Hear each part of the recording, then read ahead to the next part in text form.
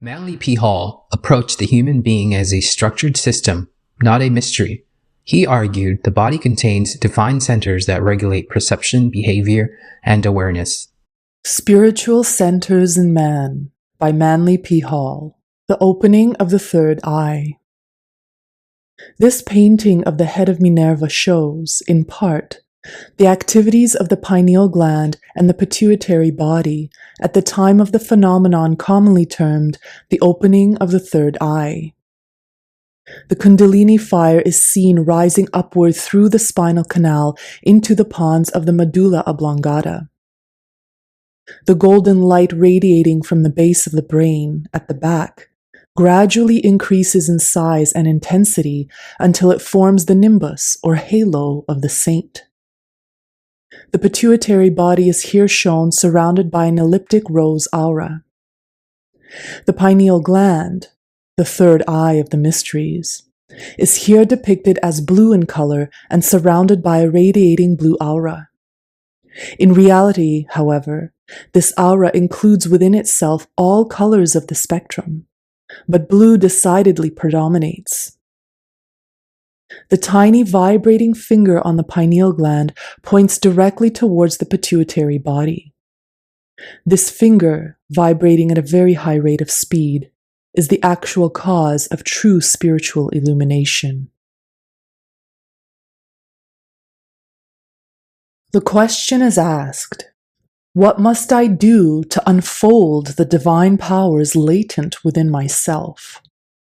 While it's not possible to give a direct answer to this question, we may cast some light on the subject by defining the fundamental principles upon which the mystery schools of all ages were established as institutions of philosophic, ethical, and religious culture.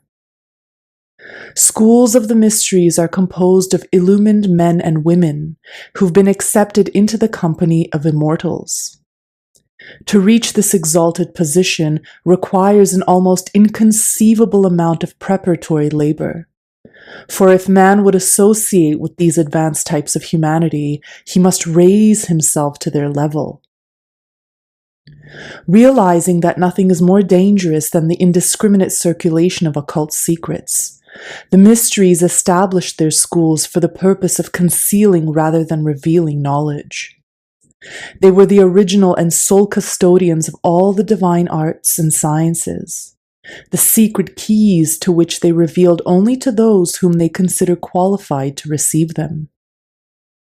Inasmuch as man's power increases with his knowledge, the secrets of nature's finer forces cannot be revealed to him until he's passed through these mysteries, which test him as to his motive and demand certain standards of moral and philosophic excellence. Before the candidate is in a position to begin his studies in occult philosophy, which, if successfully completed, will result in discipleship and final admission into the mysteries, he must first lay the groundwork by familiarizing himself with certain systems of ethics and gain at least reasonable proficiency in several material arts and sciences. The candidate must realize the value of education. While the ignorant person may be capable of spiritual growth, the fact remains that man's ethical progress is seriously retarded through ignorance of the material arts and sciences. Not realizing the great value of discipline, many students of occult sciences ridicule modern educational systems, which excel because they discipline the mind. Learning how to study is a prerequisite to effective studying. Before it's possible to think, it's necessary to train the mind in reason, continuity, and logic, the essentials of thought. In the last analysis, all the so-called material arts and sciences are reflections of the secret wisdom. A man with an understanding of mathematics cannot help but know more of the divine plan than one without. Pythagoras demanded proficiency in music, mathematics, and astronomy of all candidates seeking admission into his school. Before a candidate can honestly seek admission to the temple of wisdom, he must prepare his offerings and bring them to the temple.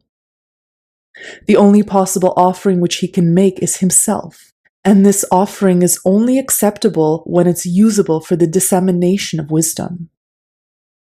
The more nearly perfect that vehicle is, the greater its usefulness. If able to speak a dozen languages, he has a decided asset. If skilled in chemistry, gifted in oratory, clear in thought, he has valuable talents which can be quickly turned to the service of mankind. If the candidate, regardless of his sincerity, presents himself at the door of the temple ignorant and untrained, it's first necessary to equip him for this work. This preparatory training requires years. A person willing to consecrate himself unselfishly to the service of God, the first requisite for entrance into the temple, should certainly be willing to first educate himself by learning what the material world has to teach. He must never seek for the masters of wisdom until he has something of real value to offer them, for usefulness is to a great measure limited by intelligence. The candidate must understand the importance of continuity. The curse of the modern world is the inability to finish the enterprises which it begins. As a child starts several things but completes none of them, so the child mind and man vacillates from one activity to another. Failure to achieve is the result of scattering the power of the mind over too great an area of endeavor. Man can cultivate no quality more essential to his spiritual well-being than that of finishing what he begins. Success can never be achieved in the material world without at least a reasonable development of the power of continuity. In matters pertaining to occultism, the same is true. A person who studies several lines of philosophy may call himself broad-minded. But if he carry none of these lines into a successful culmination, he is, in reality, scatterbrained. Again and again, such a person turns off and tries a new road, when just a few more steps upon the old one would have brought him within the sight of achievement. The candidate must recognize his debt to society. If in his zeal to unfold his spiritual nature, he neglects those daily labors which have been assigned to him in the material world, he can never hope to attain true spirituality. Each individual born into the physical world has obligations which, if not assumed by him, must be carried by others. Among the Hindus, for example, the debt which the Brahmin owes to the race that produces him is very keenly felt. This debt is not paid until a son is born to him, and he has lavished upon it the parental regard and care which he previously received from his parents. Woe to those who neglect their fellow creatures to serve their God. In this world, it's necessary first to earn the right to leisure time, which is essential for personal improvement. The chief reason why people are always confronted by problems is that they are ever seeking to evade problems. So many say, life is just one difficulty after another, when in reality, it's the same difficulty presenting itself again and again, because it's not mastered. The candidate is urged to face and settle each problem of his life. In this way, perplexities are eliminated and more leisure is available for ethical progress. The prosaic duties of daily life are the elements out of which character is built, and those unable to cope with them are as useless in things spiritual as they are in things material. Occult development is an exceedingly slow process. The results of time and energy expended are often imperceptible. This brings discouragement. The candidate gives up the struggle, considering the task before him a hopeless one. Discouragement is one of the temptations placed in a way of the candidate by the mysteries. For in spiritual matters, he who can be discouraged is not worthy of encouragement. It's by means of discouragement that mediocre minds are eliminated. recognizing the difficulty of preserving mental continuity. The mysteries demand it of their candidates, for only those who year after year struggle on to the single goal, wandering in darkness but with one-pointedness and perfect faith, are considered worthy to enter the temple, the house of immortals. The candidate must realize the importance of motive. An analysis of motives generally demonstrates them to be basically selfish, regardless of how unselfish they may appear. Only those who assume the study of occultism with the highest and most unselfish motives can hope to succeed in this, the supreme science. In the present age, nearly everyone has ulterior motives, most of which center around aggrandissement of the individual, not self, mistaken for the self. We desire power that we may be recognized as powerful. We desire wisdom that we may be recognized as wise. We gravitate about important people in the hope that we may shine a little with their reflected glory. We seek to be virtuous that one man may say to another, "There goes a godly person."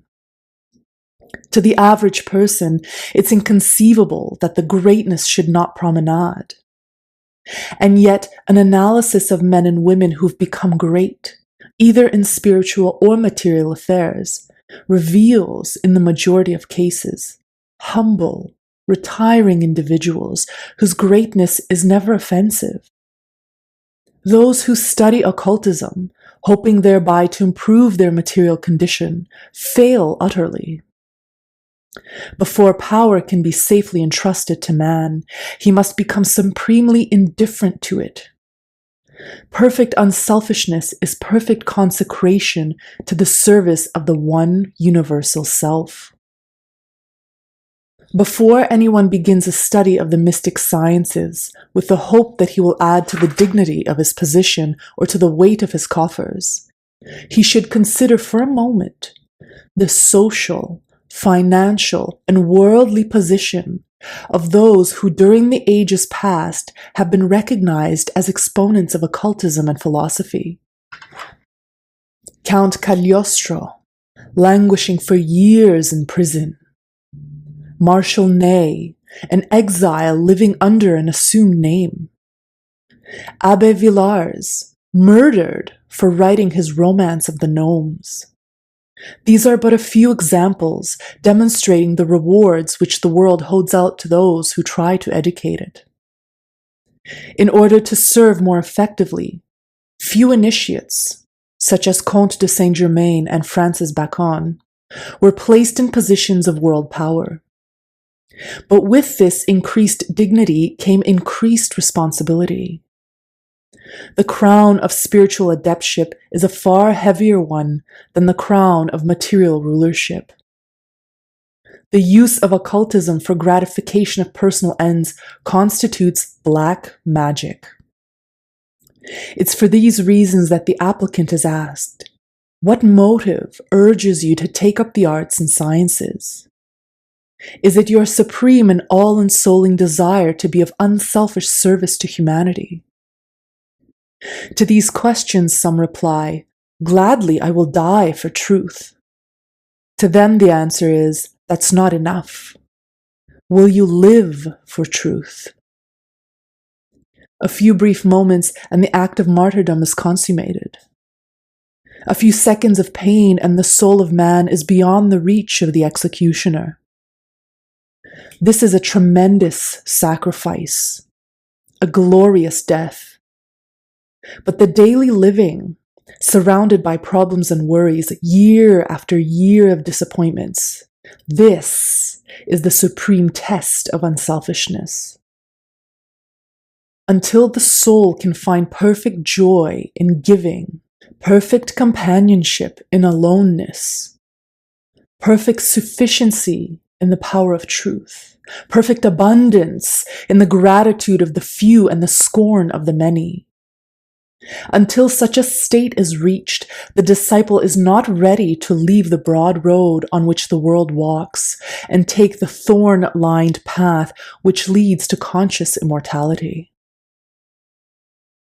Years are spent by the masters testing the hearts of candidates. Those who begin spiritual unfoldment find difficulties of all kinds arising before them. The even tenor of human existence is shattered. Temptations of all kinds confront the seeker, and it's only when he rises triumphant above them all that he is usable in the great plan of human progress. In a man of little mind, selfishness is a small sin. Should that man develop a great mind and control the destinies of thousands, this small sin, if left unmastered, becomes a great menace. The impotent selfishness of ignorance becomes the potent tyranny of power. Occasionally we find persons who, if not in some way restrained by nature, would become arch-doers of evil. But nature, Delilah-like, has shorn them of their locks. One such case will suffice to demonstrate the principle. A sardonic iconoclast with a tongue like a two-edged sword, who ruthlessly, even gleefully, destroyed hope, love, and faith in the hearts of others, was struck with paralysis, which, affecting his tongue, made speech a slow and painful process. His heart is filled with malice. In fact, he's more malignant than before, but his power to injure others has been taken from him.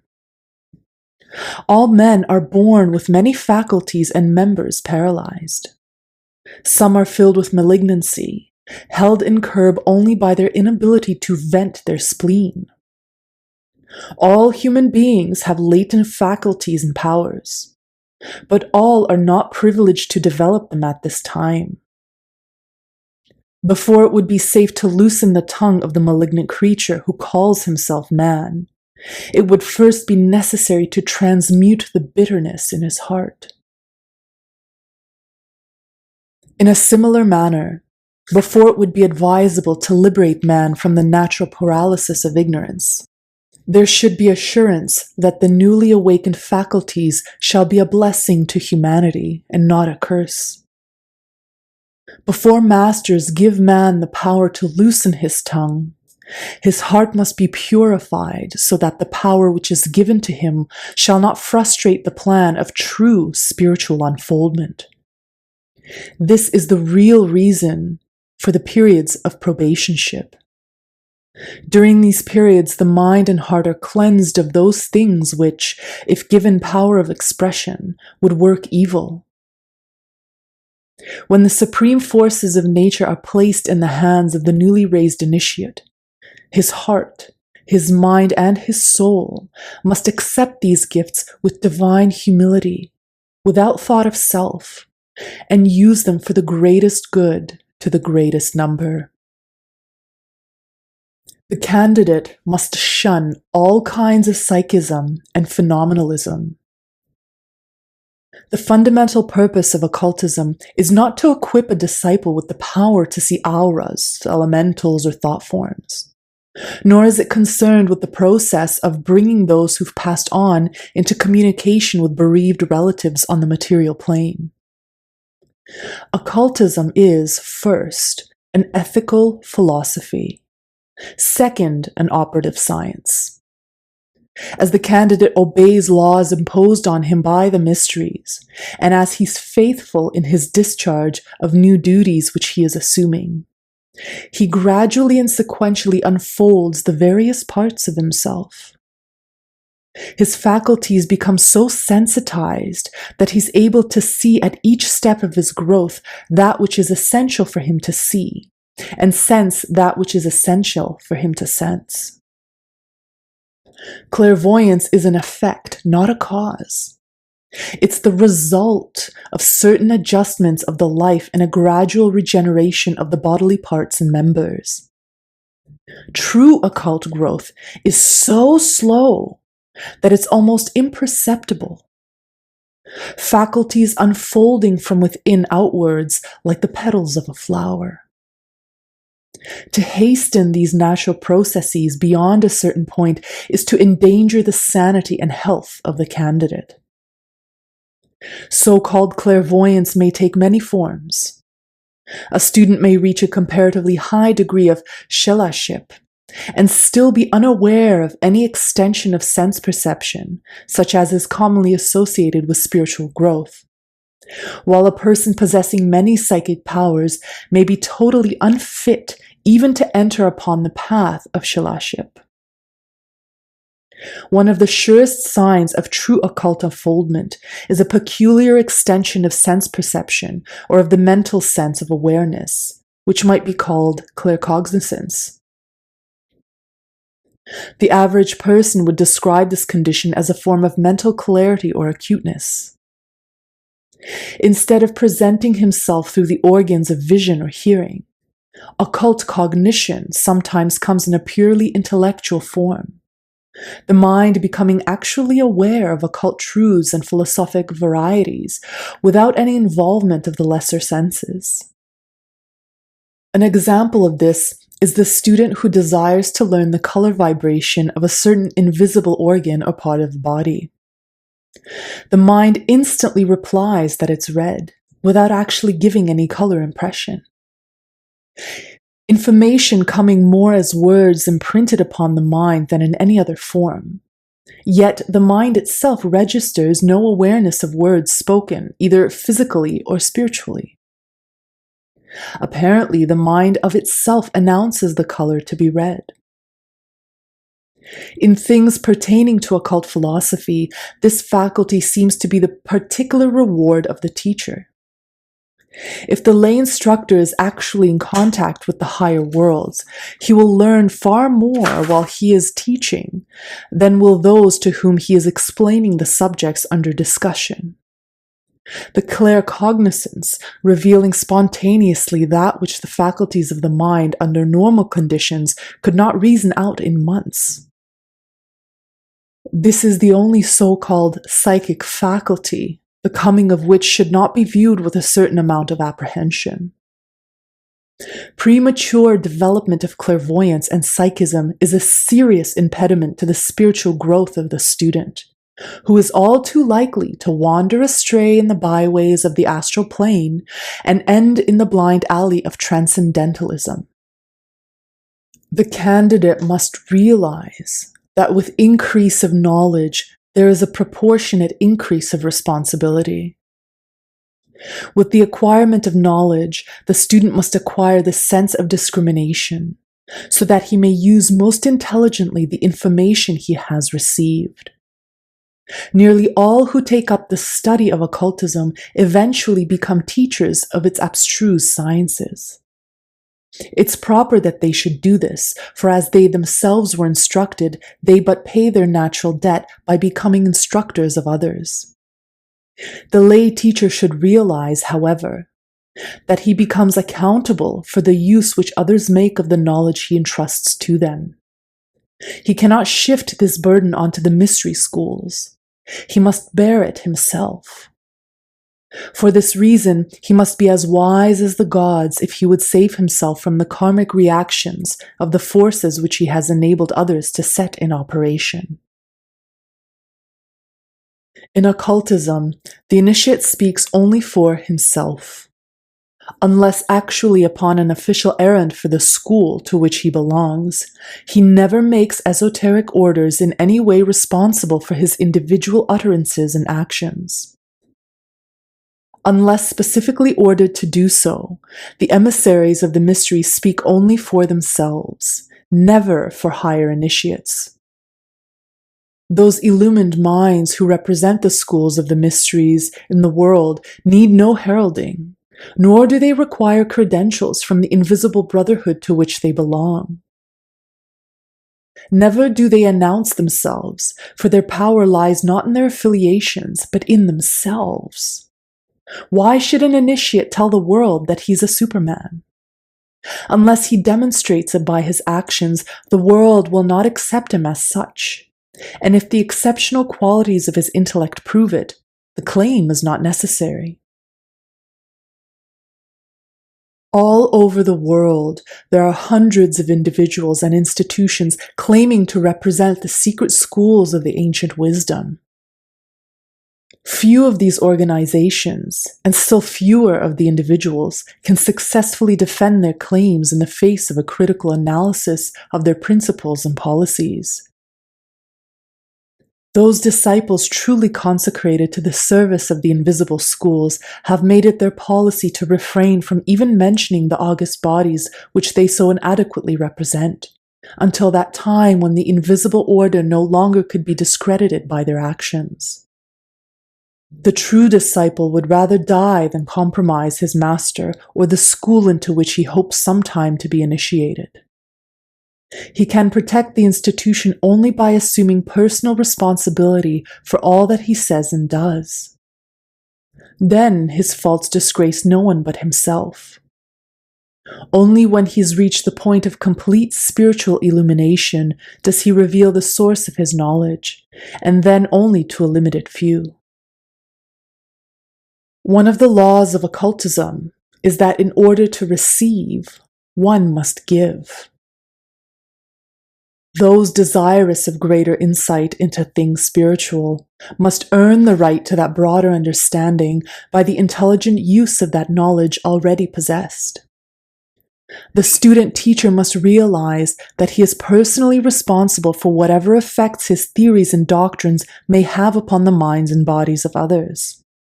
By instruction, we actually change the course of others' lives. We direct them into new channels of mental and physical activity. We change the tenor of their existence. If directly or indirectly these changes are not beneficial to them, we who gave them the knowledge must become responsible before the gods for the results of our indiscretion. In a similar manner, those who teach us are responsible for our actions and the use we make of the wisdom they've shared with us. Hence, when the disciple fails, it's the master who suffers most. Most of all, we are responsible if we place in the hands of those unfit to receive that knowledge of nature's forces, which enable one person to injure another.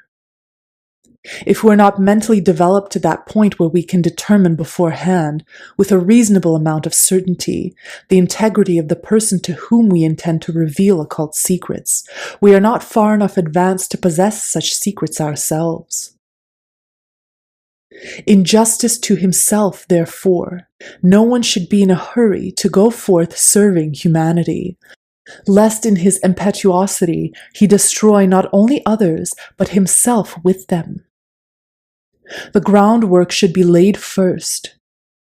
But when such a one feels that he is equipped to disseminate a message, he should do it reverently, with deep consideration and no little trepidation, saying to himself, I am responsible from now on for the use and interpretation placed by others upon the words that come out of my mouth.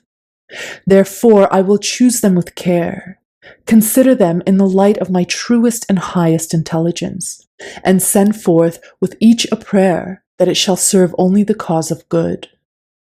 I will not claim to be anything or anyone, but will let my works speak for me, for I am only as great as my works. If it'll be the will of the masters that I should in time reach an exalted position as their messenger, I will then, if they so desire it, be their chosen and authorized mouthpiece.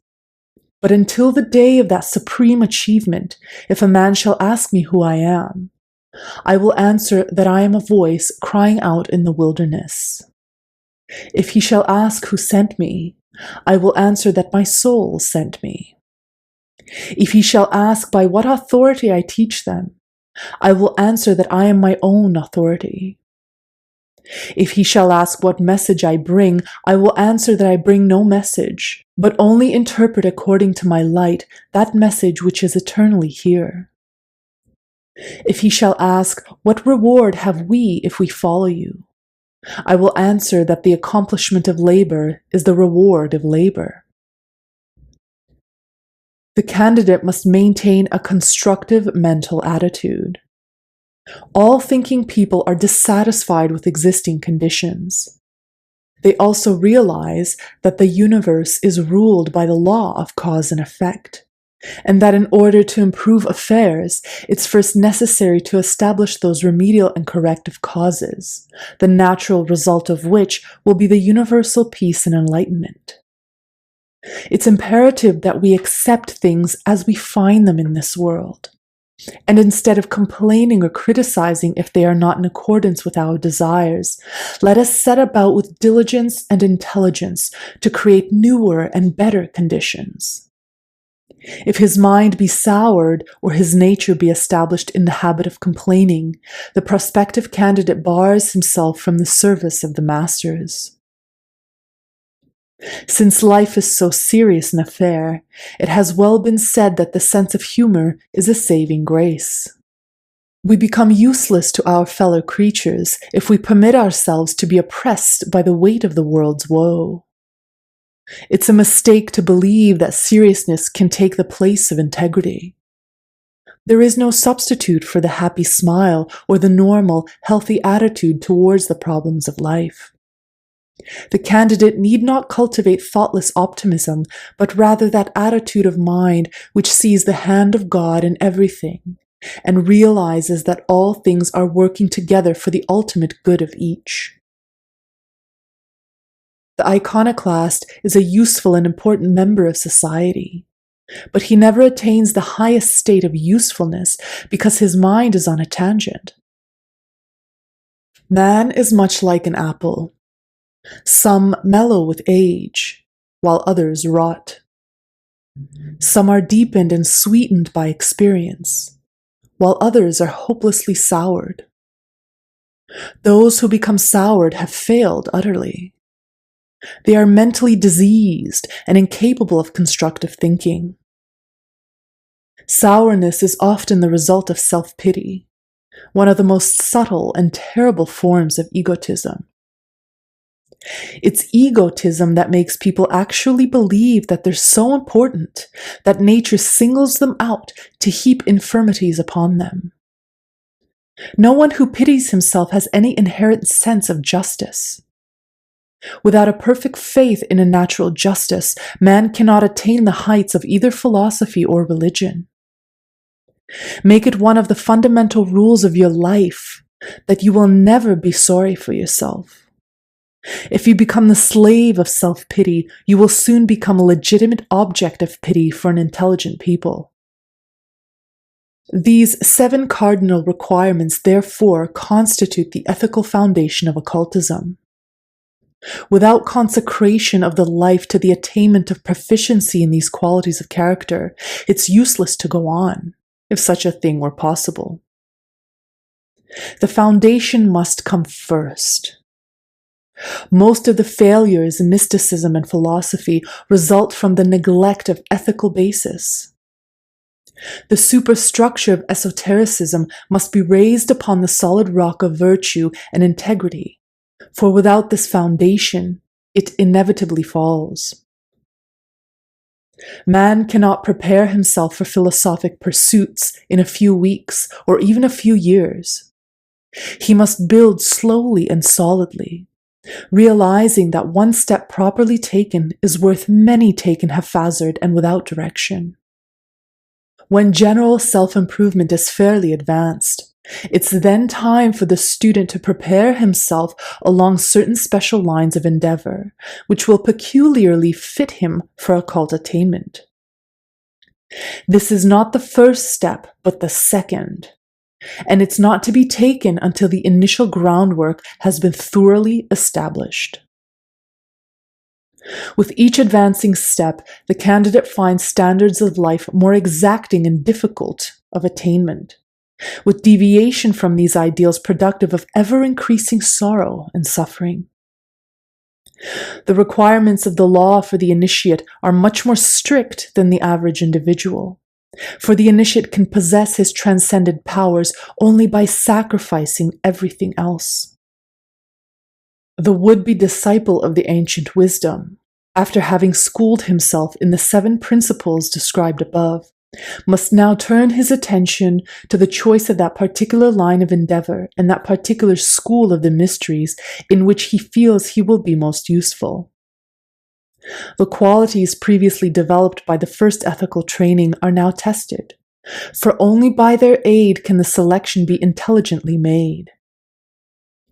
While the path of accomplishment differs in each school, all mystery schools teach the same fundamental doctrines and ultimately attain the same results. Let us suppose that you've chosen one of the Eastern schools. Before you can actually begin your studies, you must familiarize yourself with the particular ethical code which it disseminates. The school will educate you in certain concepts and attitudes which, when incorporated into your life, have a marked effect upon the invisible nature. Only when these effects reach a certain point is it safe for you to begin any special system of so-called spiritual development. Although the 7-fold cardinal requirements are applicable to persons in any walk of life, whether religiously or atheistically inclined, the more advanced requirements are concerned directly with the individual needs of the student. This more advanced code is open to the consideration of all who've conducted themselves worthily, according to the primary requirements. But woe to those who, ignorant, selfish, and otherwise unqualified, dabble in any form of occult science without first overcoming the most important faults of the lower nature. Proof of man's sincerity is his willingness to sacrifice, and the occult student must sacrifice his own lower nature if he would enter the temple of wisdom. Again and again, the student of occult philosophy deplores the fact that he cannot discriminate between the true and the false. He reveals his dilemma by saying, "Oh, if only I knew which of the paths of discipleship I ought to take. If I were only sure that this teacher is really qualified to instruct in these subjects. If only I could be certain that this book is the one I should study. But I'm afraid to trust my decision on these matters. Won't you please decide for me?" Such questions demonstrate beyond all doubt that the mind of the student has not matured to the point where it's capable of discrimination. Not knowing right from wrong and incapable of dividing the real from the unreal, too many students are seeking advanced spiritual instruction when their ethical education is hopelessly inadequate. If you don't know what you want to do, you're not ready to do anything. You must first develop sufficient ethical perception to be cognizant of what you want to accomplish.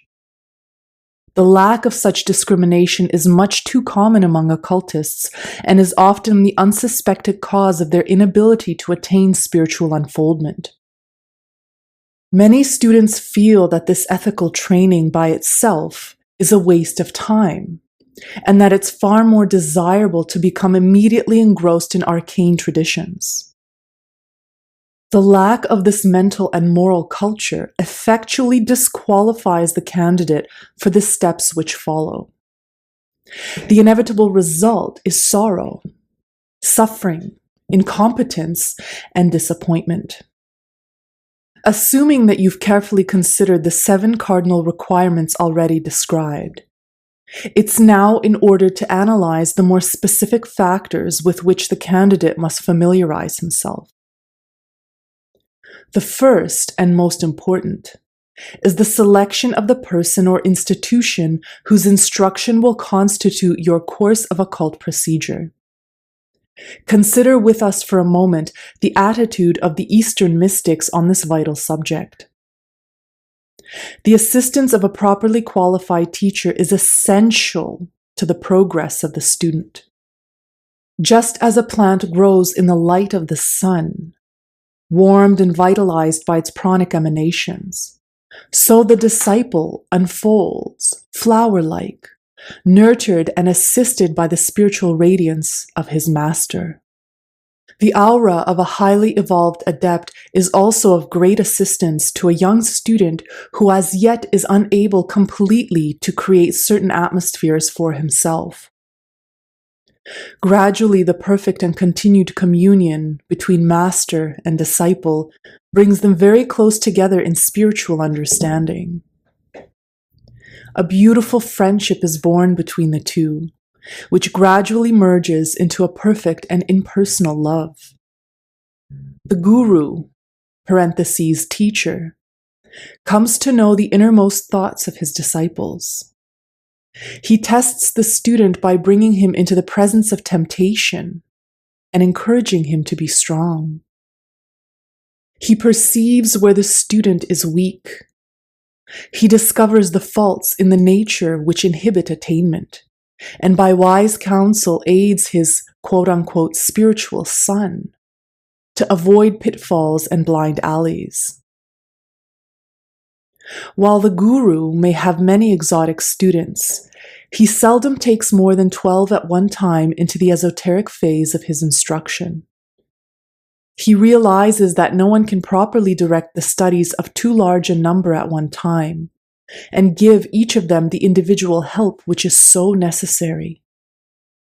He realizes that he is the parent of a spiritual infant who's being nurtured in the nature of his disciple, and that the spiritual child needs almost constant attention during the early stages of his growth.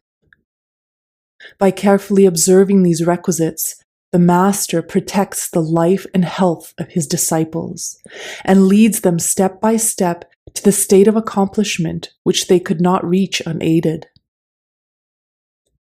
The study for a few weeks or even months with an unknown teacher, even though he may be suspected of having great intelligence, and then to attempt to work out by yourself future exercises and systems of development, is the height of madness.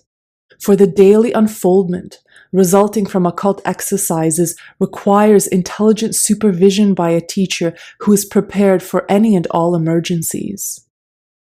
Hence, the disciple who undertakes the actual operative processes of spiritual regeneration generally lives, for a time at least, with his teacher, so that every hour of the day or night the master is within call. In India, the chelas remain with their teachers for an entire lifetime to make certain that each step in their attainment is properly completed and the subsequent work correctly outlined. Who is qualified to instruct in the operative mysteries of either Eastern or Western occultism? The answer is only an initiate or the disciple of an initiate. An initiate is one whose attainment to a position of spiritual understanding has been in harmony with the laws of attainment. Therefore, he must be and is in consistency with the laws which have produced him. Not only this, but he must be of what ray of the mysteries which is devoted to teaching. Many great initiates are not in the teaching of rays. Therefore, never take disciples. Others, again, are so highly advanced that none but initiates are eligible to their instruction, as in the case of the Master J. The laws of attainment demand purity of life and purpose, simplicity of demeanor and appearance, humility of mind and heart, selflessness, kindliness, wisdom, and absolute freedom from the taint of worldliness and commercialism. And on either side of this narrow path which the disciple must walk are the pitfalls of Dugpa magic. We should also bear in mind that there are few, if any, Westerners who are qualified to teach the esoteric principles of Eastern occultism. Many are attempting to do so, but their bungling efforts demonstrate their incompetence. The East deals in subtleties, and occultism is a subtle science, everything depending upon inflections which are totally beyond the average Western intellect. While Western scholars may learn to understand the general outline of Eastern occultism, even a lifetime in India or Tibet will not qualify them as teachers of Eastern esotericism, unless, during their sojourn in the Orient, they have actually been initiated into the Eastern mysteries. Even then, there are certain key secrets which the Brahmins, for instance, will not reveal to any person of a race or caste different from their own. For this reason, most of the concepts promulgated by Westerners are hopelessly erroneous, or, at best, incomplete. None but the East, apparently, can understand the East, for it's a world totally different in attitudes and concepts from the one with which we are familiar. Then again, the Hindus themselves, parentheses, while far more religious and philosophical as a race than the Western peoples, are not all qualified to teach these abstruse occult sciences. As the average Christian minister is comparatively ignorant concerning mystical Christianity, so a great number of Orientals have little knowledge of the finer points of their faith. While it's true that the percentage of Orientals who understand their religion is much higher than the percentage of Christians who understand Christianity, the mere fact that a person comes from the Orient is no assurance that he is qualified to instruct concerning the secret teachings of his faith. It requires a highly advanced Oriental to adjust his doctrine to the Western world, for if presented without certain adjustments, it's almost useless. In choosing an instructor in any line of occult science, then, great care and discrimination must be used and an acid test applied. The point where lack of true understanding is most evident is in the commercial attitude. And if the student will eliminate from his list pseudo-occultists with axes to grind, he will escape the majority of pitfalls. The second point is the consideration of the time element. Time is the primary prerequisite of occult growth. The disciple may expect it to require at least 20 years to attain success in even the first degrees. In the early part of the disciple's training, he will probably find it necessary to receive his instruction from someone in the physical world.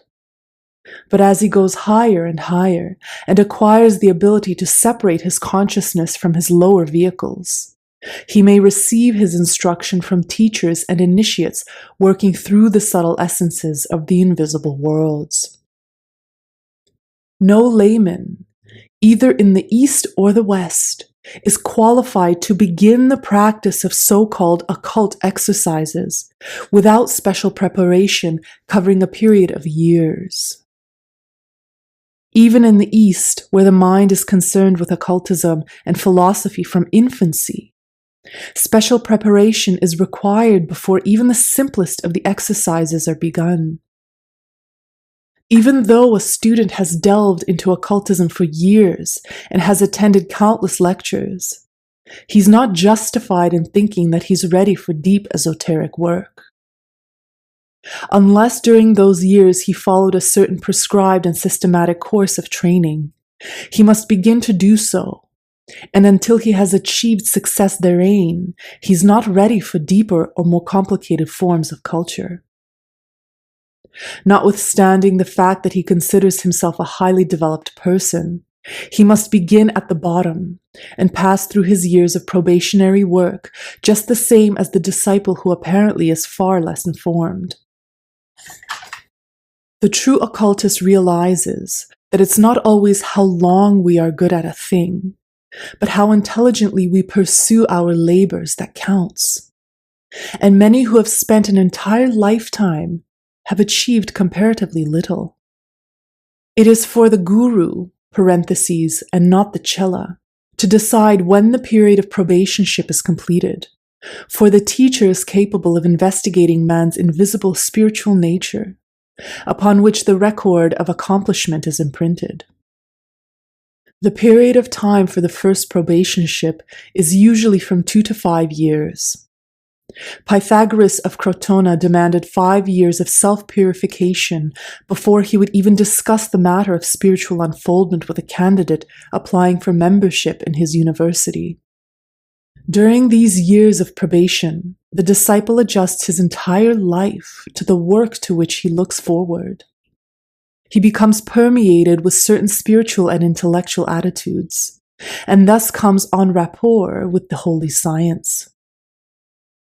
It means that every atom and molecule of his quaternary constitution must be purified and made over. The organism must be unfolded, and every part of the structure must thrill and vibrate in a peculiar manner. What does this mean? It means that the attainment of spiritual power is impossible unless the life, mind, and body are dedicated entirely to that labor. It also means that so much depends upon the teacher into whose hands the student places himself, that is, in reality, a matter of life and death. The third point for the candidate to realize is the necessity of remaining silent concerning any esoteric secrets which may be revealed to him. He may discuss the theoretical part of occultism with any whom he feels deserving of such information, but the operative secrets he must reveal to no one. They are given to him as master to disciple, and are for him alone.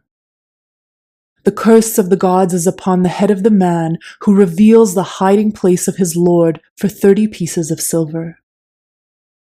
The Christ in you is the secret and powerful spiritual nature, the miracle worker, the divine invisible man. The one who reveals the nature and power of this secret Lord betrays his divine master, the spiritual nature, and turns its power over to the hands of the mob, parentheses, his own lower animal nature. At the hands of the mob, the Christ, or secret power, is crowned with a wreath of thorns and taunted as a king. He is given the kingdom of death to rule and is scourged by soldiers. In the hands of the mob, nature in man, the secret and divine power, which has thus been betrayed, is crowned with sorrow. The divine science is prostituted that ignorant mortals may be the aid of spiritual powers, secure material prosperity, marital happiness, or improve lagging business conditions. Approach with the utmost care, therefore, the subject of occult exercises. Remember that the esoteric secrets of occultism are designed for the use of only that illumined few who, having first consecrated their lives to the unfoldment of the spiritual powers latent within them, have reached a point of many years where they are qualified to assume the responsibility of liberating their spiritual natures from the bondage of matter. For the layman, ethically unprepared and wholly ignorant concerning the operation of occult currents and forces, to dabble with any form of occult exercises is almost certain to result disastrously. Number 4. The candidate must realize the great danger in becoming involved in black magic. The line of demarcation between black and white magic is so fine that even those highly advanced must exercise eternal watchfulness in order to avoid involvements in Dugpa sorcery. To a great degree, the difference between black and white magic lies in the motive. An impersonal and unselfish attitude is the surest protection against black magic, but many other things, parentheses, especially self-control, are necessary to ensure that the candidate shall escape the dangers of sorcery. Both the white and black magician use identical forces. The former, however, grows through his constructive use of the divine sciences, whereas the latter slowly but inevitably destroys himself for their perversion. The attainment of transcendental powers must be either through the regeneration and scientific reconstruction of the body, the gradual liberation of the consciousness enmeshed within the form, or else through sorcery, black magic, and necromancy. Woe to him who believes, even for a moment, that he can tamper with black magic and survive. Both the East and West are filled with dugpas, black magicians, who by the perversion of occult forces have become temporarily manipulators of cosmic energy. Gradually and inevitably, these dugpas are drawn into the maelstrom of their own evil and perish. The great danger which confronts haphazard students is that they may develop spiritual forces within their bodies to a degree where they can be used by the dugpas for one purpose or another, before they have developed the strength and enlightenment to use these forces to any good end. Thus, many really good people become unconscious doers of evil because they are not sufficiently intelligent to understand the right application of the forces they have awakened within themselves. Number 5. The candidate must realize that the application of commercial terms to occult values is a direct prostitution of this most sacred of all sciences. While a teacher of philosophy, like a professor of botany or mathematics, may be, and should be, remunerated for his efforts, which remuneration may be accepted to a moderate degree without prostituting his science, the operative secrets of occultism must never be involved in any form of commercialism. They have no commercial value. To attempt the buying or selling of them is one of the most heinous of sins. By operative secrets, we mean that knowledge which will assist the individual to personally unfold by secret. But scientific processes, the latent forces or faculties of his own nature. These must not, shall not, and cannot be bought or sold.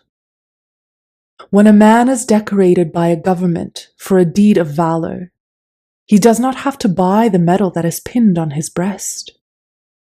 The same rule applies with respect to the secret doctrine, which is revealed to man as the reward for spiritual, moral, and intellectual valor. When the disciple is ready, it's an inconceivable and unpardonable sin to deny him that which is his by right of merit.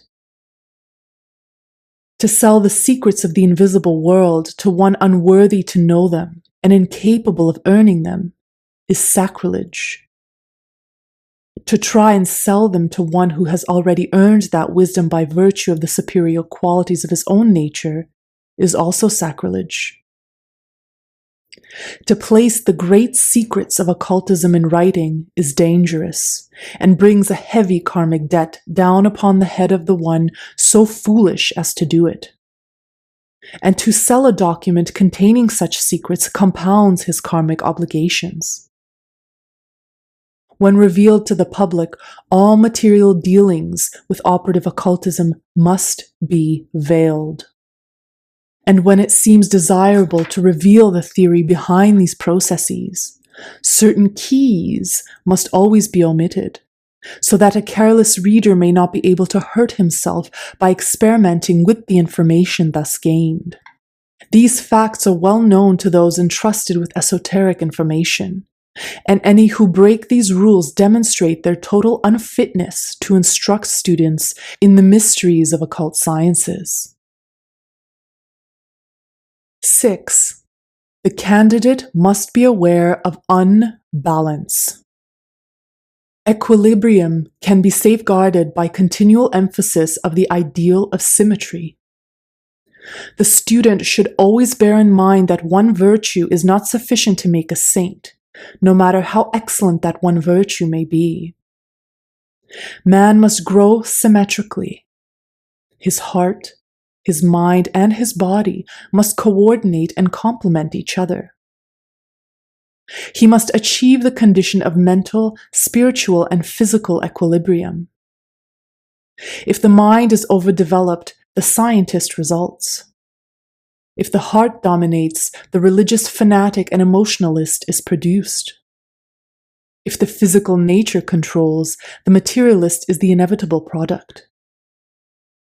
It's only when all three of these parts unite in the glorification of the divine nature that the composite unit, the spiritual philosopher, becomes a reality. The most common occult exercises taught to the general public today are various forms of concentration and breathing. Many of these exercises are hopelessly incorrect. Both concentration and breathing, when properly understood, have their place, for both profoundly influence the entire constitution of man. But neither of these alone, nor both together, will produce any permanent or satisfactory results, unless, at the same time, the nature possesses certain other virtuous qualities and has adjusted itself to the general plan of spiritual unfoldment. You may use a perfectly correct form of yoga breathing, but if your body is impure, you will never attain any but harmful results. You may sacrifice to all your gods and be a vegetarian for an entire lifetime, and yet practically nullify the good resulting from these practices by failure to control an obstinate temper which you have tolerated in spite of efforts you have made to overcome other faults. The possible value of any concentrative exercise which you may attempt will be destroyed by an uneradicated streak of selfishness. An unconquered egotism will continually prevent the consummation of a lifetime of endeavor. If you dislike but one person, you can never attain upon the path of white magic. Any occult development which may be made without conquering these qualities within, the nature lays the student open to the perils of Dugpa sorcery and black magic. It's because of the necessity of controlling and transmuting all of the lower qualities of the nature that the years of probationship are so essential. During this period of battle with self, the sincere student gets hold of the threads of his life and begins to make the adjustments necessary before the actual spiritual work can begin. It's not by destroying the lower nature that man becomes virtuous. It's by the transmutation and regeneration of every base quality and attitude that he achieves divinity. This gradual process of self-conquest ultimately brings the disciple to the state of complete self-control. From that point, attainment is not so difficult, for having controlled self, he is the master of the universe. All occultists know that true spirituality is not to be gained through either extremes or excesses. Those who try to become ascetics by retiring from the world and rejecting the problems of life, those who fast, those who neglect the problem of daily existence, such cannot achieve, for in the last analysis, only that which is natural and in harmony with common sense can produce permanent benefit. It's the failure to observe these requisites that has caused so much misunderstanding with respect to occultism today. People desire to unfold clairvoyant powers and enter a nirvana of happiness, peace, and selfish enjoyment. They believe that occultism will vicariously solve their problems. All of this is wrong. For no one can attain occultism who has not first given up the desire for earthly happiness and proved his courage and ability to master the problems which beset him in this mortal sphere. 7. The candidate must next consider the esoteric interpretation of the so-called material arts and sciences. Astronomy, mathematics, Music, rhetoric, geometry, grammar, and logic are often called the 7 liberal arts and sciences. There are, in reality, 49 great arts and sciences. An extract from the occult anatomy will show how esoteric science differs from material or exoteric science. Turn to the painting of the 7 spinal chakras. In this picture, the general form of the chakras has been carefully preserved, special emphasis being placed upon the correct number of petals. In the secret teachings, to each of these petals is assigned a letter of the Sanskrit alphabet. The human figure has been made semi-transparent, as it might appear to one actually gazing upon a yogi in meditation. The yogi is apparently suspended in the air, for the power of sight which would enable one to see the chakras would take no cognizance of the physical earth upon which he is sitting. The plate is, of course, diagrammic and must not be considered too literally. Study carefully the flower-like centers upon the spinal column of the yogi. Through the center of the 7 flowers passes the tube sushumna, which corresponds to the 6th ventricle of science, a tiny tube passing through the center of the spinal cord. On the left side of the sushumna is another tube called ida, and on the right side a third called pingala. These are the poles of the central tube, the sharp and flat of sushumna herself. These 2 tubes are profoundly influenced by the nostrils on their respective sides.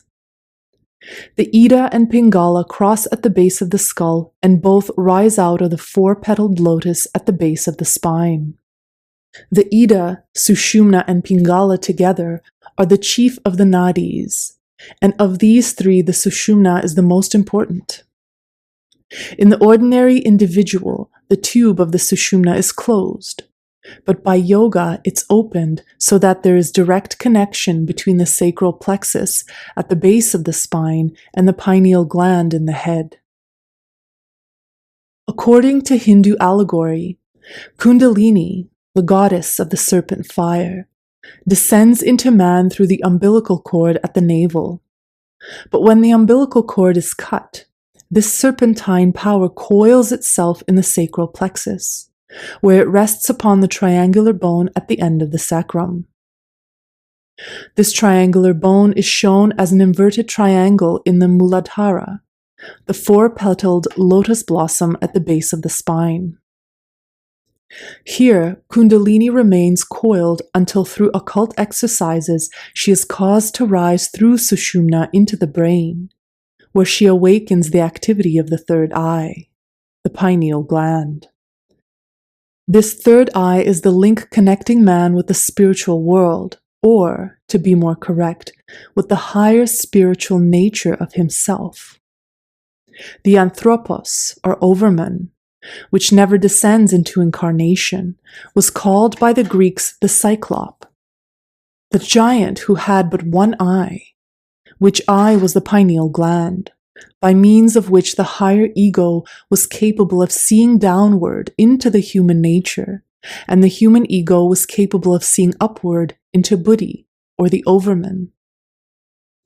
Kundalini is more or less excited into rising as the result of the ascending essences in Ida and Pingala. Here we have the caduceus of Hermes. The 2 serpents coiled around the staff are Ida and Pingala. The central staff is Sushumna, the bulb at the upper end of the rod is Sahasrara, and the wings are Aina, the 2-petaled lotus above the bridge of the nose. There is some dispute among Eastern occultists as to whether the pineal gland is actually the 1,000-petaled lotus. Some affirm that it is, others that it's not, but that a higher center in the brain is actually the Sahasrara. Let us now consider the centers from the lower upward. That division or step of yoga called pranayama is devoted to awakening Kundalini from her coils and causing her to rise upward through the chakras. As she contacts these, in turn they result in an extension of consciousness. Each of the 5 lower centers distribute one of the 5 forms of prana, or the broken up energy of the sun. Each of these 7 chakras also has a corresponding tattva, or breath, a motion or condition of spiritual air. Beginning at the bottom of the spine and working upwards, the centers are as follows. First, Muladhara. This has 4 petals and in an inverted triangle in the center. The tattvic power of smell is associated with this chakra. It's probably correlated with the Church of Ephesus mentioned in the Book of Revelation and corresponds to the sacral ganglion of modern science. Second, Svadhisthana. This is the second from the bottom and contains 6 petals with a crescent in the center. Its tattvic correspondent governs the sense of taste. It probably corresponds to the Church of Pergamos and is the prostatic plexus of modern science. Third, Manipura. This is the 3rd chakra from the bottom, containing the red triangle. It has 10 petals and is associated with the epigastric plexus and the navel. Of the 7 churches, it's probably Smyrna and is associated with the tattva of sight. Fourth, Anahata. This is the 4th from the bottom, and its symbol is 2 interlaced triangles. This chakra has 12 petals and is associated with what is commonly called today the cardiac plexus. It's probably the church of Thyatira, and its tattvic power is the sense of touch. Fifth, Vishuddha. This is the 5th chakra from the bottom and consists of a white circle surrounded by 16 petals. It's known to modern science as the pharyngeal plexus. Its tattvic correspondent gives the sense of hearing, and it's probably related to the Church of Sardis. Sixth, Aina. This is the cavernous plexus of the brain and is the 6th from the bottom. The lotus consists of 2 petals caused by the fanning out of spiritual rays, 1 to either side. It's probably related to the Church of Philadelphia, and its tattvic power is to give the quality of thought. Seventh, Sahasrara. This is the 1,000-petaled lotus, the highest of the sacred 7. Its tattvic power is purely spiritual. It's probably related to the Church of Laodicea and corresponds either with the pineal gland or an unknown center directly above it.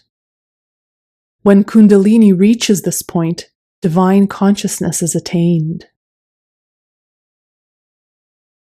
The passage of Kundalini upwards towards Sahasrara is marked by gentle warmth.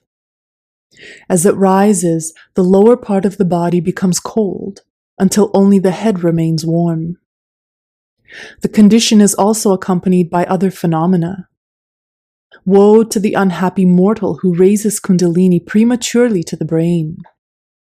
The sting of the fiery serpent is most deadly, as those well know who have seen the results of her premature raising. She will burn her way to the brain and destroy the reasoning qualities of the mind. Such, in brief, is the story of the chakras and that science called yoga, the art of developing and controlling them. The story of these centers is clearly set forth in the Book of Revelation, where the 7 seals, 7 trumpets, 7 vials, and 7 voices all refer to the spinal centers and the various mysteries concerning them. The warning cannot be too strongly emphasized that while the study of the theory of yoga will acquaint you with many of the mysteries of nature and of your own constitution, the practice of it should be limited to such as have united themselves with those schools of Eastern philosophy, of which it is the esoteric work. It's well that all should know the theory, but woe to the foolish mortal who attempts to practice without proper instruction and guidance. The system of training through which disciples must pass in order to prepare themselves for the highest honors of occultism is rigorous. Take, for example, the 8 steps which the yogi is expected to climb to union with his divine self. While these processes differ in each of the schools, they are equally severe and exacting in all. For it's only after the neophyte has shown his ability to master and directionalize every force in his organism that he is given the secret keys by which of means he can control the destiny of creation. The 8 steps of the yogi school are yama, niyama, asana, pranayama, pratyahara, dharana, dhyana, and samadhi. What does each stage imply? What qualities must the disciple unfold in order to reach the final stage of perfect spiritual union with the Supreme Self? These are questions we shall try to answer. The first step is yama. Under the heading of yama, an exceedingly strict control of the mental nature begins, for the disciple is placing his foot upon the first step which leads to self. Here he must cease destructive activities forever. He must no longer kill either the body, hope, or faith of any living creature. He must become absolutely truthful. His words must be carefully thought out before they are spoken. In spite of his truthfulness, he must never hurt. Unquestionable honesty must be cultivated. He must not even desire after a thing which is not his own. And he must also give up the sense of possession over that which is his own, realizing that it's only loaned to him that he may use it for the glorification of God. He must cease receiving gifts of any kind. The only thing which he is permitted to receive is sufficient food for his existence and sufficient clothing to cover his body. Parentheses, this last is not literally practical in the Western world. He must gradually cultivate a beauty within his own soul so that he radiates peace, tranquility, harmony, and strong yet merciful sympathy.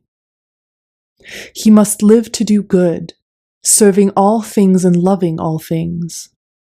He must have no enmity, but must love his enemies as he loves his friends, and both of these he must love impersonally.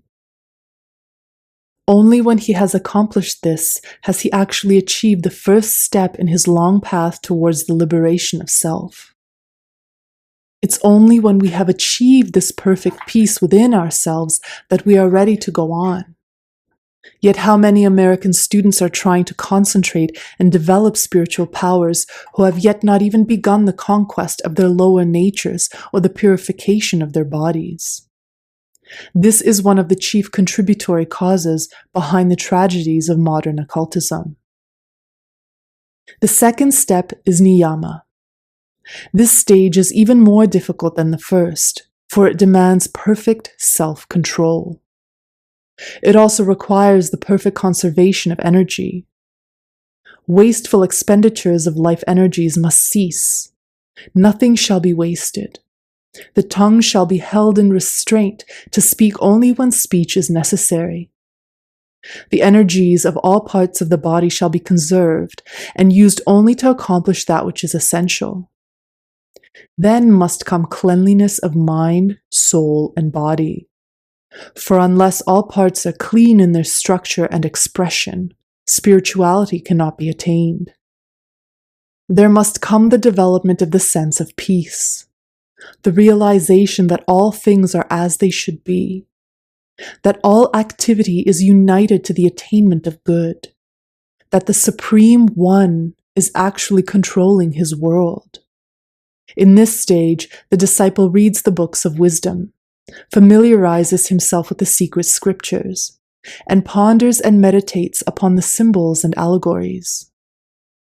To consummate this stage, he surrenders himself in all that he is to God, living only to serve God, existing only to fulfill the dictates of God, offering his hands and his feet, his heart and his mind to God, and claiming nothing for himself.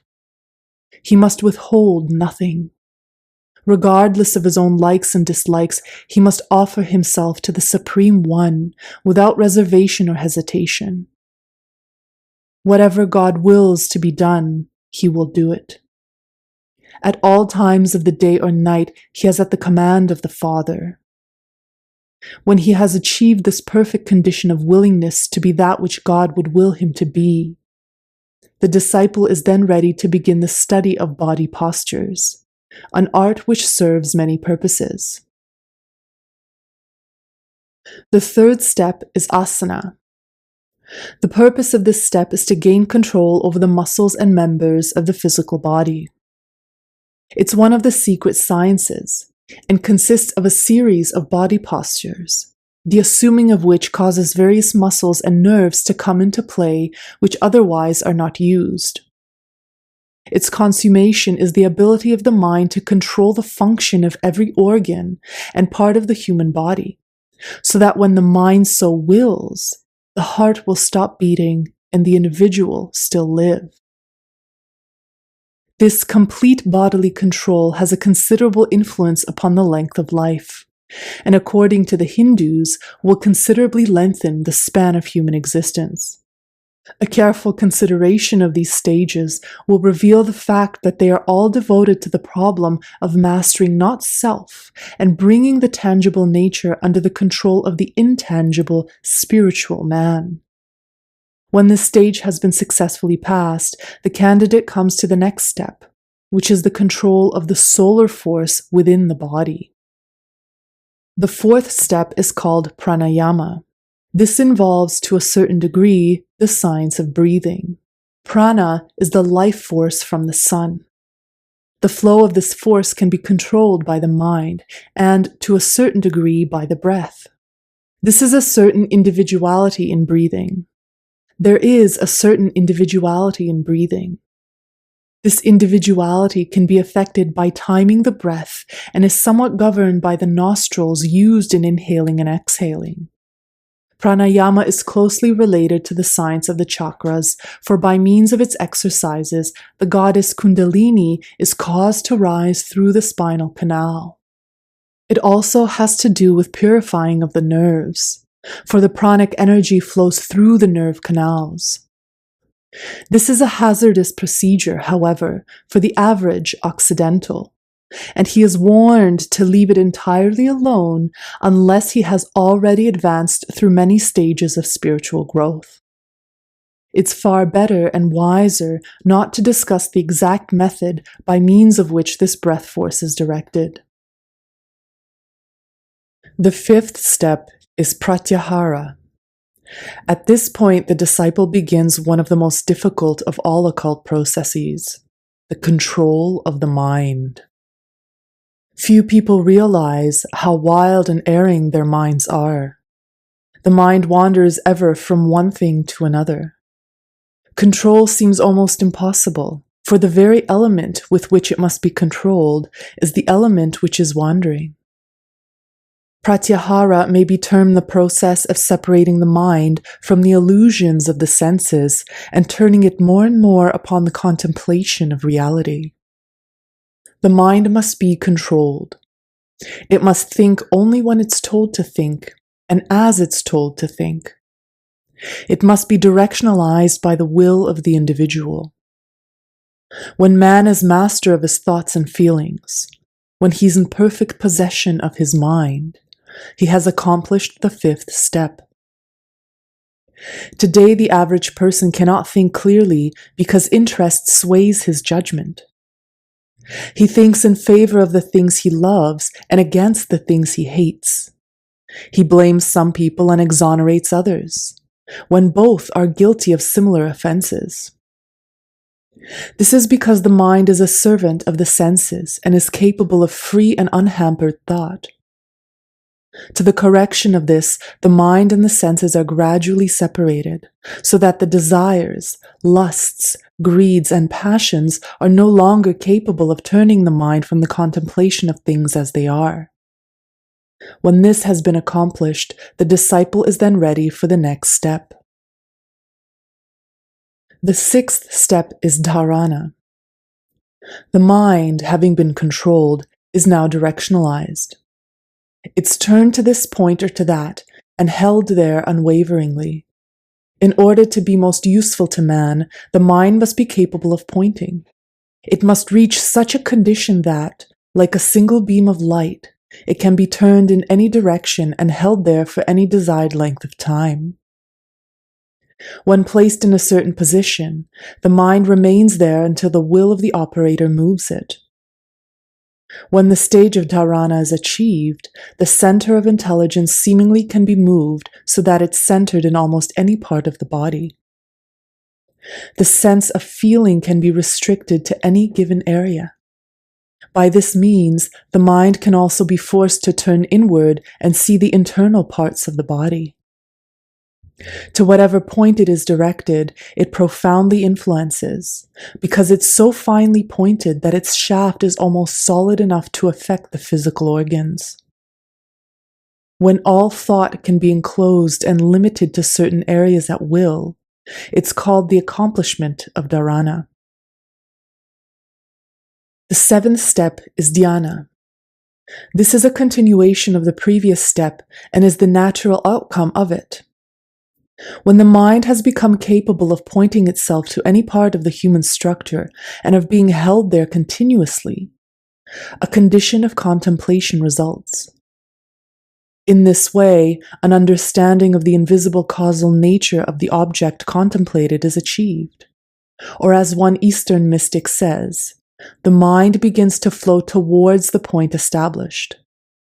Gradually, everything else ceases to exist except the point, and the mind, absorbing its lower illusionary nature, draws near to a perfect knowledge and consciousness of itself.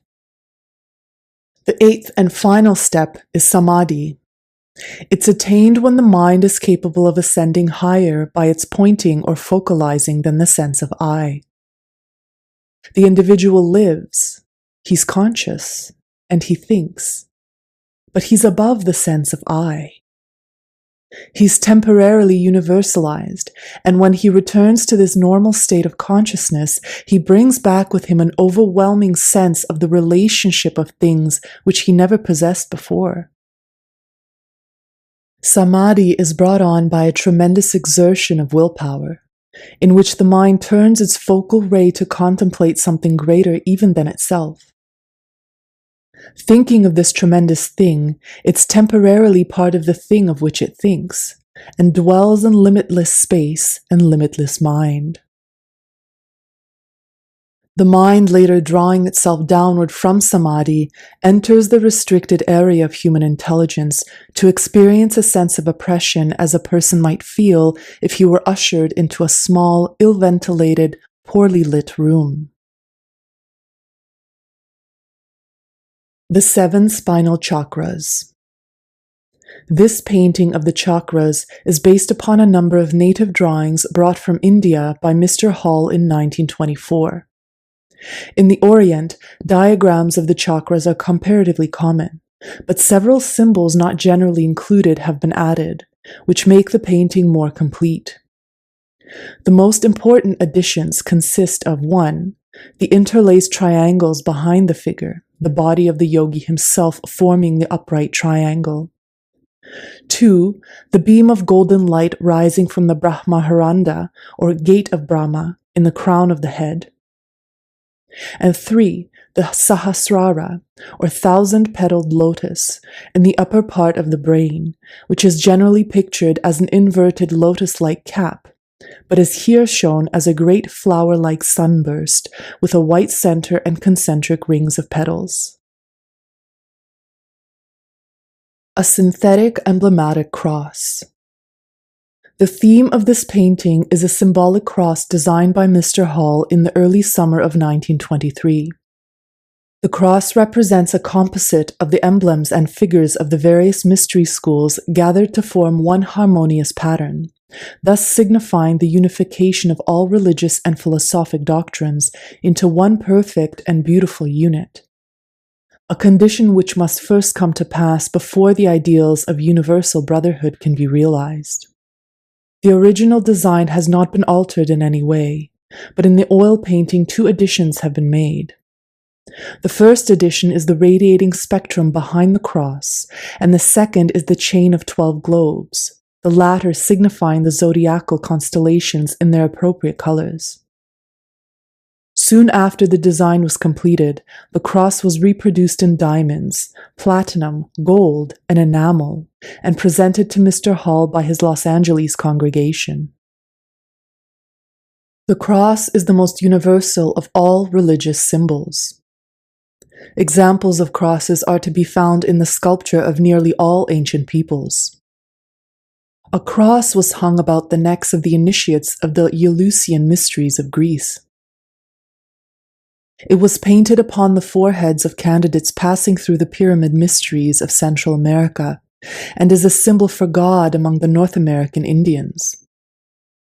It's a curious fact that the cross, or X, has been so often associated with the power of the decimal system, being the Roman numerical symbol for 10. A similarly shaped hieroglyph is used by both Chinese and Japanese for the number 10. Crosses have been discovered in the temples of the Brahmins. One of the most remarkable is an emblem of cruciform pattern found in the Brahmin temples carved out of rock on the island of Elephanta in the harbor of Bombay. When the Spaniards arrived in Central America, they discovered the Maya Indians worshipping crosses. At least one of these Maya crosses found its way into a Christian cathedral and now stands unchanged above the high altar. The Egyptian cross of life, the crux ansata, was often referred to as the key to the mysteries. Many gods and goddesses of Egyptian pantheon are shown carrying the crux ansata in their hands, and it was not uncommon to bury these emblems with the dead.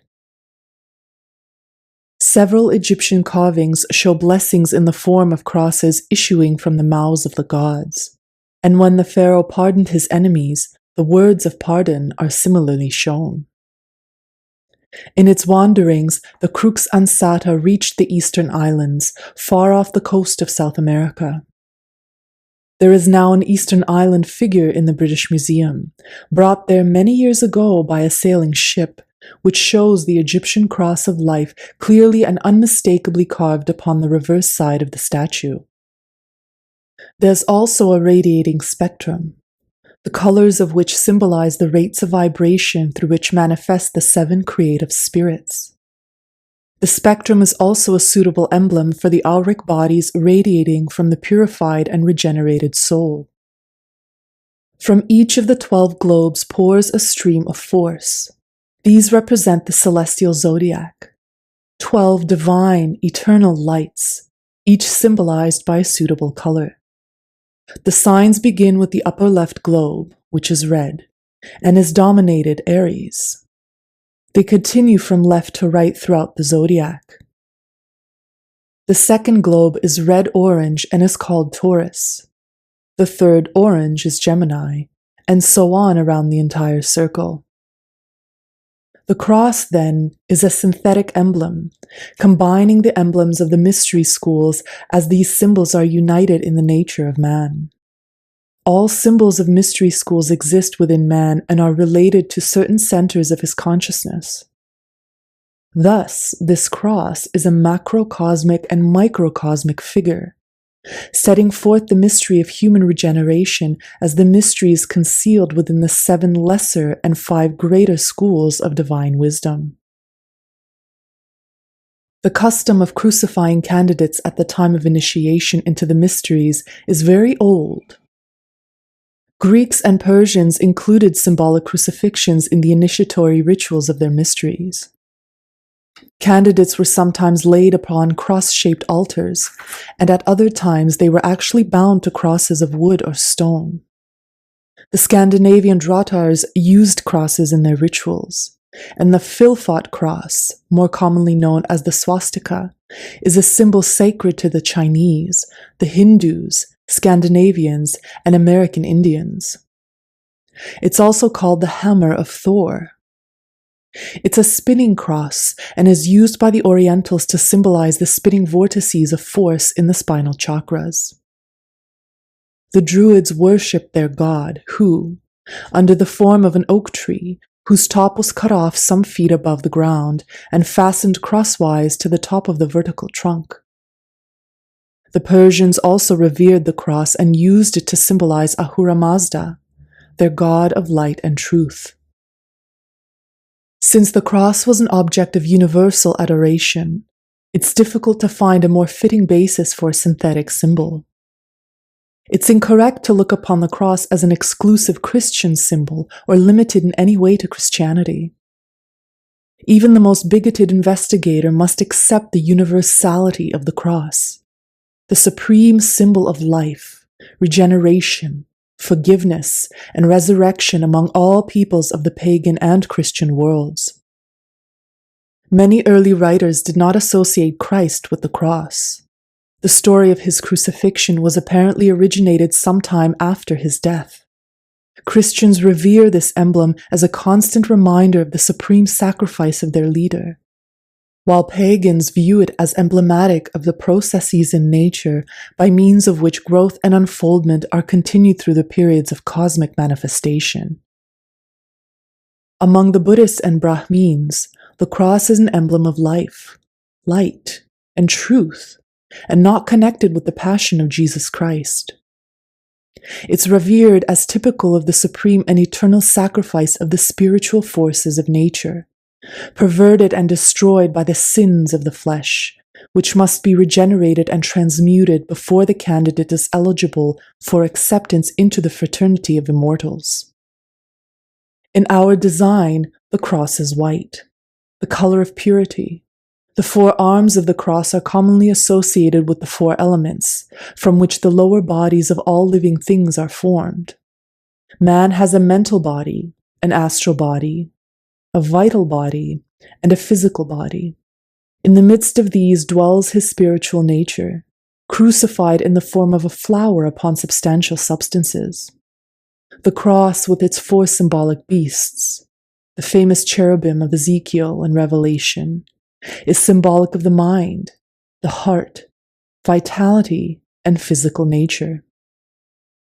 Physical substance itself is divided into 4 major divisions or elements, commonly called earth, water, fire, and air, and known to science as carbon, hydrogen, nitrogen, and oxygen. These 4 are the basis of all material form and are appropriately symbolized by the cross. The cross is the symbol of tangible, visible constitution of the human being. By stretching out his arms, man causes his body to assume the shape of a cross. Thus, the white cross signifies the purified body of the candidate, cleansed and prepared to enter the temple of the mysteries. Egyptian priests wore only linen robes when entering the temples of their gods. While they often protected their bodies from excesses of temperature and enveloping themselves in furs, it was considered necessary to leave the skins of animals outside the temple, for nothing pertaining to the animal is worthy to enter the house of God. By the animal is understood, of course, man's animal nature, the irrational part of himself, for nothing but the rational part is capable of knowing or worshipping the gods. The cross may be black to symbolize impurity, or white to symbolize purity. It may be silver to symbolize fecundity, or gold as emblematic of spiritual virility. In every case, it typifies the condition of man's nature. When of base metal, it represents the unregenerate man. When of wood, the sufferer. When of stone, the intellectually and spiritually impotent. In short, the cross is the symbol of the expression of the objective, visible constitution of man, and the substances of which it's composed signify the spiritual status of the objective nature.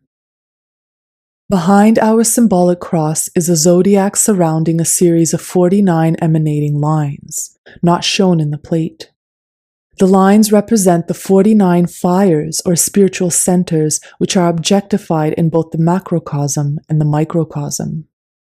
The zodiac represents the 12 holy animals. Pythagoras taught a peculiar doctrine of transmigration, claiming that souls of men took upon themselves the bodies of animals. What he really meant was that souls of mankind, coming into creation through zodiacal band, took upon themselves the forms of the constellations. For all forms of cosmic life come into manifestation through one of the constellations and are therefore said to assume the forms of beasts. Crucified upon the cross is the seven-rayed Logos, the one spiritual creator, manifested through his seven logi or planetary lords, each of which is represented by a point of the star. The colors upon the points are somewhat arbitrary, but there's a reason why they are in the peculiar order shown. Although Mercury is usually symbolized as yellow, here it's violet, because the latter color is composed of blue, the spiritual nature, and red, animal nature. The mind, Mercury, is the point of blending between them. The triangles at the extremities of the cross signify the elements, and diamonds the spiritual essences manifesting through these elements. The 12 knobs on the arms of the cross are the 12 schools of the mysteries and the 12 disciples who ate the Last Supper with their Lord. The knobs are also the 12 initiates constituting the Great White Lodge, the 12 immortal mortals who control the destiny of the world. In the midst of the cross is a fifth diamond, a fifth element, the sacred element of the ancients. The center of the cross symbolizes the heart, the seat of the divine spiritual nature in man. Outside the diamond is a rose enclosed with the cup of a 10-petaled lotus, thus combining the Rosicrucian and Buddhist mysteries. The diamond in the midst of the cross is the philosopher's stone, the human soul, produced through a transmutation and regeneration of the 4 elements which, tinctured with the spiritual soul power, are transmuted from base metals into gold.